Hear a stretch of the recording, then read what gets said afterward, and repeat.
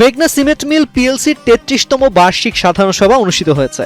সোমবার মেঘনা সিমেন্ট মিল পিএলসির কর্পোরেট অফিসে এ বার্ষিক সাধারণ সভার আয়োজন করা হয়। চলতি বছরের জুন শেষে সমাপ্ত আর্থিক বছরটি দেশের জন্য সামাজিক, অর্থনৈতিক ও রাজনৈতিক সকল ক্ষেত্রেই ছিল ঘটনাবহুল ও চ্যালেঞ্জিং। রাজনৈতিক পট পরিবর্তনের পর দেশের উন্নয়ন কর্মকাণ্ডে গতি আসবে এমন প্রত্যাশা থাকলেও বাস্তবতায় ২০২৪-২৫ অর্থবছরে অস্থিরতা, অর্থনৈতিক স্থবিরতা এবং বৈশ্বিক সংকটের প্রভাব দেশের সামগ্রিক অর্থনীতিকে ব্যাপকভাবে প্রভাবিত করেছে বলে জানিয়েছেন বক্তারা। পদ্মা সেতু, মেট্রো রেল এবং এলিভেটেড এক্সপ্রেসওয়ে নির্মাণের গর্বিত অংশীদার বসুন্ধরা সিমেন্ট। আপনারা অবগত আছেন যে বিগত ৩০ জুন ২০২৫ তারিখে সমাপ্ত যে আর্থিক বছরটি আমরা অতিক্রম করেছি, উক্ত সময়কালটি ছিল এদেশের জন্য সামাজিক, অর্থনৈতিক, রাজনৈতিক সর্বক্ষেত্রে বেশ ঘটনাবহুল। ব্যবসা বাণিজ্যের পাশাপাশি শিল্পক্ষেত্রে নিয়োজিত প্রতিষ্ঠানগুলির প্রত্যাশা ছিল যে এদেশের রাজনৈতিক পট পরিবর্তনের পর ব্যবসা বাণিজ্যের পাশাপাশি উন্নয়ন কার্যক্রমসমূহ বাস্তবায়নের প্রতি দ্রুত হবে। ফলে সিমেন্ট এবং সিমেন্ট সামগ্রী উৎপাদন শিল্পে দৃশ্যমান উন্নতি হবে।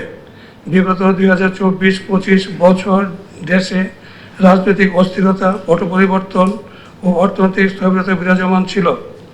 দেশের সার্বিক আর্থসামাজিক অবস্থার উপর যা বিরূপ প্রভাব ফেলেছে এবং এর নেতিবাচক প্রভাব অন্যান্য শিল্পের পাশাপাশি সিমেন্ট শিল্পেও পড়েছে। বার্ষিক এ সাধারণ সভায় অধিকাংশ শেয়ার হোল্ডার ডিজিটাল প্ল্যাটফর্মে যুক্ত হয়ে বিভিন্ন বিষয়ের উপর মতামত দেন। জুন শেষে সমাপ্ত আর্থিক বছরের নিরীক্ষিত আর্থিক প্রতিবেদন, পরিচালকদের নির্বাচন সহ কোম্পানির ২০২৫-২৬ আর্থিক বছরের জন্য বিধিবদ্ধ নিরীক্ষক নিয়োগ বিষয়ক আলোচ্যসূচিসমূহ অনুমোদিত হয়। ২০২৪-২৫ ইংরেজি আর্থিক বছরের জন্য শূন্য লভ্যাংশ ঘোষণা অনুমোদন। আলোচ্য ২০২৪-২৫ ইংরেজি আর্থিক বছরের জন্য অর্থ কোম্পানির পরিচালক মণ্ডলী কোনো লভ্যাংশ প্রদানের প্রস্তাব করেননি এবং ঘোষিত শূন্য লভ্যাংশের বিষয়টি অত্র সভায় আপনাদের সদয় অনুমোদনের জন্য উপস্থাপন করেছেন। ময়নাল হোসেন চৌধুরীর সভাপতিত্বে বার্ষিক এই সাধারণ সভা সঞ্চালনা করেন উপব্যবস্থাপনা পরিচালক এবং কোম্পানি সচিব এম নাসিমুল হাই, FCS।